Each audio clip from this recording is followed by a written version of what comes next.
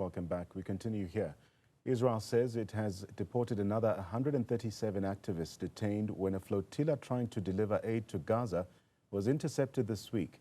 About 470 of them, including South Africans, were detained as dozens of vessels from the Global Sumud Flotilla were also stopped by Israeli forces from reaching Gaza. Now, this has sparked protests around the world. For more on this, I'm joined now by spokesperson for the SA Flotilla Delegation, Sunny Morgan. Mr. Morgan, good to have you on the program this evening. Firstly, let's get a sense of your initial response initially when the confirmed reports that 6 South African citizens were in Israeli custody after participating in that Gaza humanitarian flotilla. And maybe let's get clarification from you. Where exactly are they? And do we know their status? I want to start by saying that Israel literally abducted them from international waters.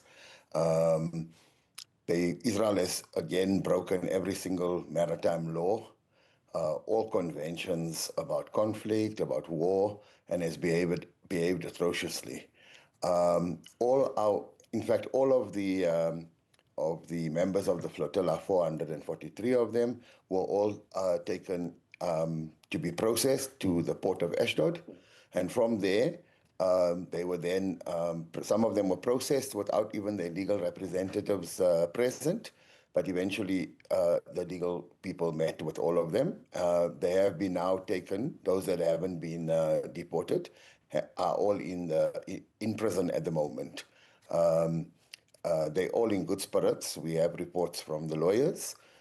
Some of the delegation, not our delegation, but some of the delegation have been ill-treated, manhandled, denied food, denied water, and obviously denied access initially to their legal representation. But now, a Saturday, of course, is a non-working day in Israel. Tomorrow, we hope to get some clarity about the way forward.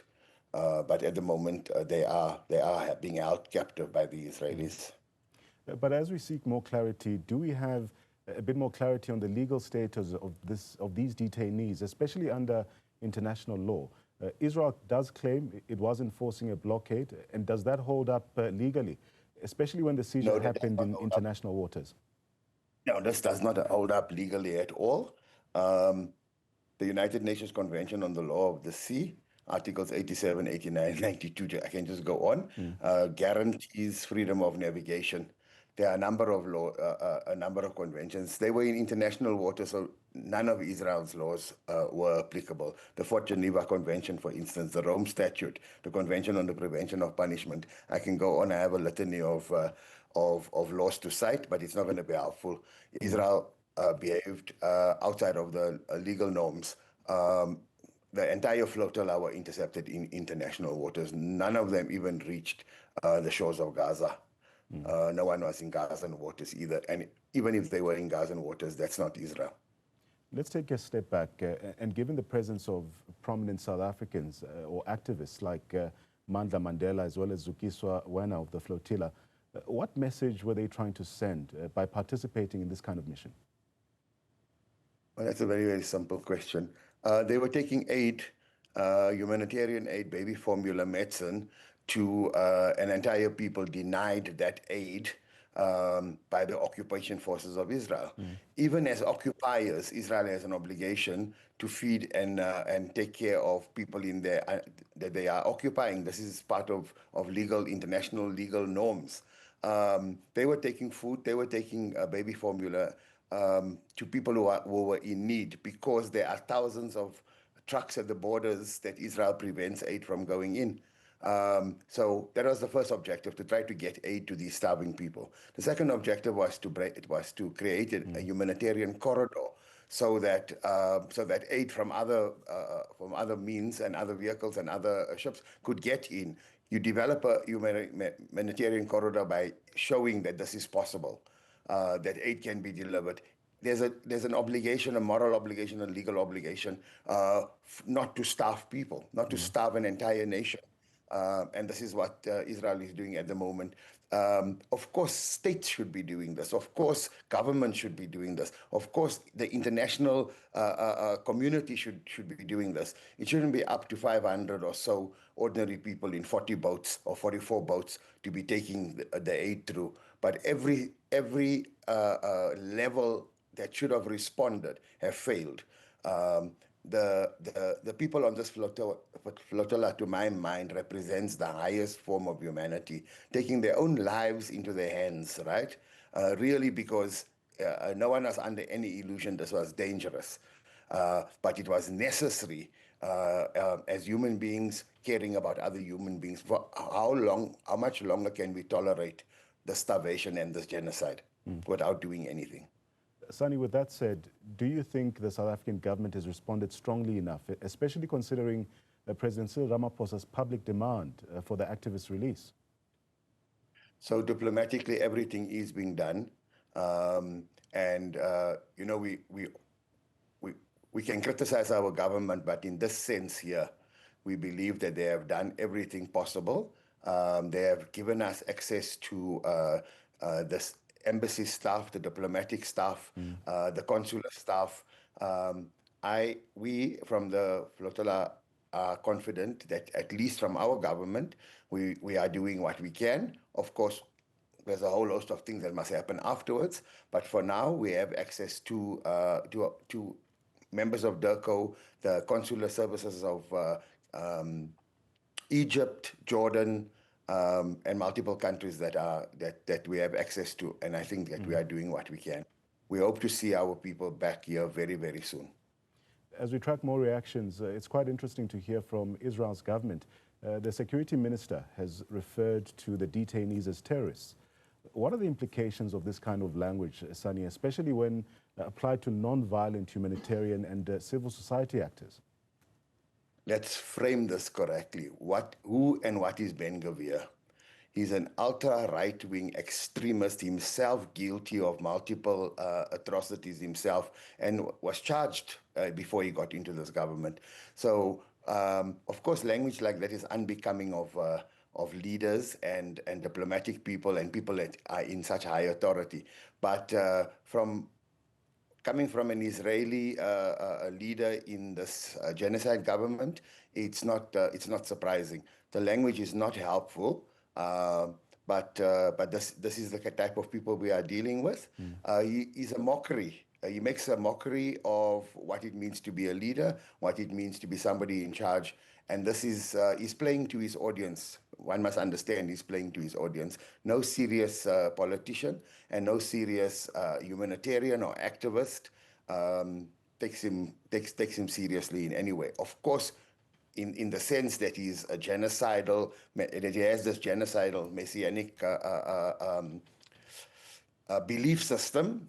We know what we're dealing with. So we want to deal within the ambit of the law, within the ambit of what is acceptable, and there are norms in place, and we expect them to adhere to those, particularly in relation to the 450 people that they hold in their prisons illegally. I want us to compare or explore comparisons here. How does this interception then compare to previous flotilla incidents, for instance, such as the 2010 Mavi Marmara raid, in terms of international reaction and also the legal precedent that this sets? So the outcome of the Mavi Marmara, that was very, very unfortunate. It had the worst possible outcome. We obviously everyone is happy that we didn't have an outcome like that. Yeah. This is a completely different. This is a completely. Our expectations are completely different. The 400 people, 500 people doing what they're doing is different in the sense that it's bigger. It's much more. It's harder for the Israelis to control. But from a signal point of view, what is it saying to the world? It has ignited solidarity movements around the world, from in every sector of society.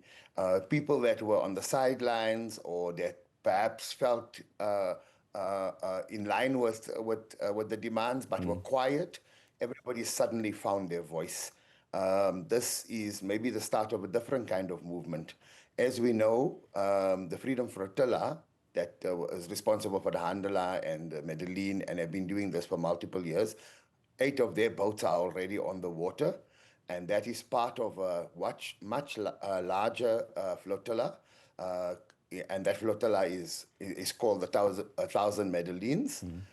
8 of those boats are already on the water. I track them on a daily basis. So it has sent a signal. We were quite aware that if this flotilla got intercepted, that more will attempt the same trip. Many of those on this flotilla have been on previous flotillas, Tiago, Greta, those kind of people, and what they said when they were intercepted the first time is that we'll be back, and they're back now. And I'm sure that if they get intercepted and they get released and deport, they will be the first people on the new list to go back. So it's opened up a door of opportunity, and I don't think that that Israel is going to be able to deal with this. Just like the ban